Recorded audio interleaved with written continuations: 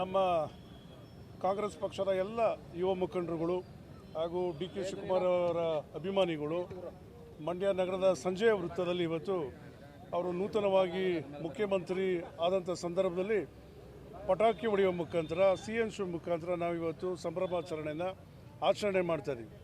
ತಮಗೆಲ್ಲ ಗೊತ್ತಿರುವಂತೆ ಮಾನ್ಯ ಡಿ ಕೆ ಶಿವಕುಮಾರ್ ಅವರು ವಿದ್ಯಾರ್ಥಿ ನಾಯಕರಾಗಿ, ಯುವ ಕಾಂಗ್ರೆಸ್ ಮುಖಂಡನಾಗಿ, ಶಾಸಕನಾಗಿ, ಮಂತ್ರಿಯಾಗಿ, ಉಪಮುಖ್ಯಮಂತ್ರಿಯಾಗಿ, ಹಾಗೆ ಇಂದು ಮುಖ್ಯಮಂತ್ರಿಗಳಾಗಿ ಸತತ 45-50 ವರ್ಷ ಕಾಂಗ್ರೆಸ್ ಪಕ್ಷದ ನಿಷ್ಠಾವಂತನಾಗಿ ಇವತ್ತು ಮುಖ್ಯಮಂತ್ರಿಯ ಸ್ಥಾನಕ್ಕೆ ಅವರು ಹೋಗಿದ್ದಾರೆ.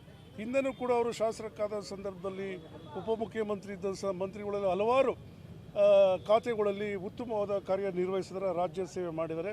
ಹಾಗಾಗಿ ಇವತ್ತು ಮುಖ್ಯಮಂತ್ರಿ ಆಗಿದ್ದಾರೆ. ಅವರು ಕೂಡ ನಮ್ಮ ಮಾನ್ಯ ಸಿದ್ದರಾಮಯ್ಯನವರ ಮುಖ್ಯಮಂತ್ರಿ, ದೀರ್ಘಾವಧಿ ಮುಖ್ಯಮಂತ್ರಿ ರೀತಿಯಲ್ಲಿ ಅವರು ಕೂಡ ಈ ಕರ್ನಾಟಕ ರಾಜ್ಯದ ದೀರ್ಘಾವಧಿ ಮುಖ್ಯಮಂತ್ರಿ ಆಗಲಿ ಅಂತ ನಾವೆಲ್ಲ ಮಂಡ್ಯ ಜಿಲ್ಲೆಯ ಎಲ್ಲ ನಮ್ಮ ಕಾಂಗ್ರೆಸ್ ಪಕ್ಷದ ಮುಖಂಡರು ಅವರಿಗೆ ಶುಭವನ್ನು ಹಾರೈಸ್ತೀವಿ.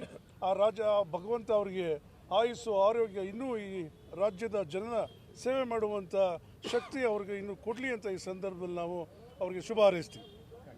ರಾಜ್ಯದ ಮುಖ್ಯಮಂತ್ರಿಗಳಾಗಿ ಅಧಿಕಾರವನ್ನು ಸ್ವೀಕಾರ ಮಾಡಿದಂತಹ ನಮ್ಮ ಡಿ ಕೆ ಶಿವಕುಮಾರ್ ಸಾಹೇಬರಿಗೆ ಶುಭವಾಗಲಿ ಅಂತೇಳಿ ಮೊದಲನೇದಾಗಿ ಹಾರೈಸುತ್ತಾ, ಕರ್ನಾಟಕ ರಾಜ್ಯ ಅದ್ಭುತವಾಗಿ ಕೆಲಸವನ್ನು ಮಾಡುವಂಥ ನಿಟ್ಟಿನಲ್ಲಿ ಡಿ ಕೆ ಶಿವಕುಮಾರ್ ಅವರು ಇಡೀ ರಾಜ್ಯದ ಎಲ್ಲ ಜನರನ್ನು ಕೂಡ ವಿಶ್ವಾಸಕ್ಕೆ ತೆಗೆದುಕೊಂಡು ಹೋಗ್ತಾರೆ ಎನ್ನುವಂತಹ ನಂಬಿಕೆ ನಮ್ಮದಾಗಿದೆ. ಅದೇ ನಿಟ್ಟಿನಲ್ಲಿ ನಮ್ಮ ಮಂಡ್ಯ ಸೇರಿದಂತೆ ಇಡೀ ರಾಜ್ಯಾದ್ಯಂತ 2028ರ ಚುನಾವಣೆಯಲ್ಲೂ ಕೂಡ ಕಾಂಗ್ರೆಸ್ ಪಕ್ಷ ಮತ್ತೊಮ್ಮೆ ಅಧಿಕಾರಕ್ಕೆ ಬರುತ್ತೆ. ಮತ್ತೊಮ್ಮೆ ನಮ್ಮ ಕಾಂಗ್ರೆಸ್ ಪಕ್ಷ ರಾಜ್ಯವನ್ನು ಆಳ್ವಿಕೆ ನಡೆಸುತ್ತೆ. ಆ ನಿಟ್ಟಿನಲ್ಲಿ ನಮ್ಮ ಶಿವಕುಮಾರ್ ಅವರಿಗೆ ಹಾಗೂ ಎಲ್ಲರೂ ಕೂಡ ಶುಭವಾಗಲಿ ಅಂತೇಳಿ ಹಾರೈಸುತ್ತೇನೆ. ಯುವಕರ ಆಶಾಕಿರಣ, ಯುವಕರಿಗೆ ಸ್ಫೂರ್ತಿ ತುಂಬುವ ನಮ್ಮ ಡಿ ಕೆ ಶಿವಕುಮಾರ್ ಸಾಹೇಬರು ನಿನ್ನೆ ಪ್ರಮಾಣ ವಚನ ಸ್ವೀಕರಿಸಿ ಮುಖ್ಯಮಂತ್ರಿ ಆಗಿದ್ದಾರೆ. ಅವರ ಪಟ್ಟಿರುವಂಥ ಅವರ ಶ್ರಮಕ್ಕೆ, ಅವರ ಶ್ರದ್ಧೆಗೆ ಅವರು ಕೆಲವೊಂದು ಮಾತು ಹೇಳ್ತಾರೆ. ದೇವರು ವರನೂ ಕೊಡಲ್ವಂತೆ, ಶಾಪನೂ ಕೊಡಲ್ವಂತೆ, ಅವಕಾಶ ಮಾತ್ರ ಕೊಡ್ತಾರಂತೆ. ಆ ಅವಕಾಶನ ಒಳ್ಳೆ ಉತ್ತಮ ರೀತಿಯಲ್ಲಿ ಉಪಯೋಗಿಸ್ಕೊಂಡಿದ್ದಾರೆ ನಮ್ಮ ಡಿ ಕೆ ಶಿವಕುಮಾರ್ ಸಾಹೇಬರು.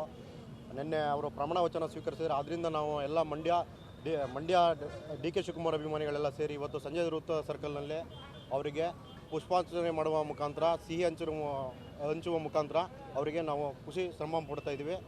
ಅವ್ರಿಗೆ ಇನ್ನೂ 5 ವರ್ಷ ಸತತವಾಗಿ ಅವರು ಮುಖ್ಯಮಂತ್ರಿ ಆಗಲಿ ಅಂತೇಳಿ ನಾವೆಲ್ಲ ಆಶಿಸ್ತೀವಿ.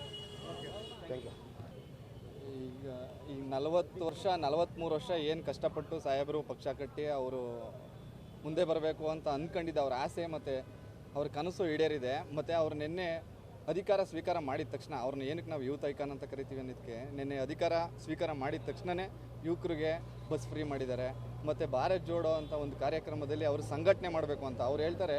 250 ಜನನ ಸೇರಿಸಿ 10,000 ಜಿಲ್ಲಾ ಪಂಚಾಯತು ಮತ್ತು ತಾಲೂಕ್ ಪಂಚಾಯತಲ್ಲಿ ಒಂದು ಕಾರ್ಯಕ್ರಮ ಮಾಡಿದ್ರೆ, ಗ್ರಾಮ ಪಂಚಾಯತಿಯಲ್ಲಿ 25 ಲಕ್ಷ ಜನ ನಾವು ಯುವಕರನ್ನ ಸಂಘಟನೆ ಮಾಡ್ಬೋದು ಅಂತ. ಅಂದರೆ ಅವರು ದೂರಾಲೋಚನೆ ಎಷ್ಟಿದೆ ಅಂತ, ಮುಂದಕ್ಕೆ ಏನು ಮಾಡ್ಬೋದು ಏನು ಅಂತ ಎಲ್ಲರೂ ಕೇಳ್ತಾರೆ. ಎಲ್ಲ ಈ 2 ವರ್ಷದಲ್ಲಿ ಏನು ಮಾಡೋಕ್ಕಾಗುತ್ತೆ ಅಂತ. 2 ವರ್ಷದಲ್ಲಿ ಮಾಡೋಕ್ಕಾಗಲ್ಲ. 8 ವರ್ಷನ ತೊಗೊಂಡೋಗೋಕ್ಕೆ ಅವರು ಆಲ್ರೆಡಿ ಪ್ಲ್ಯಾನ್ ಮಾಡಿದ್ದಾರೆ.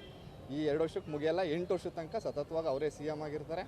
ಈ ರಾಜ್ಯನ ಒಳ್ಳೆ ಉನ್ನತ ಮಟ್ಟಕ್ಕೆ ತಗೊಂಡೋಗ್ತಾರೆ. ಇದು ಹೇಳೋಕ್ಕೆ ಇಷ್ಟಪಡ್ತೀನಿ.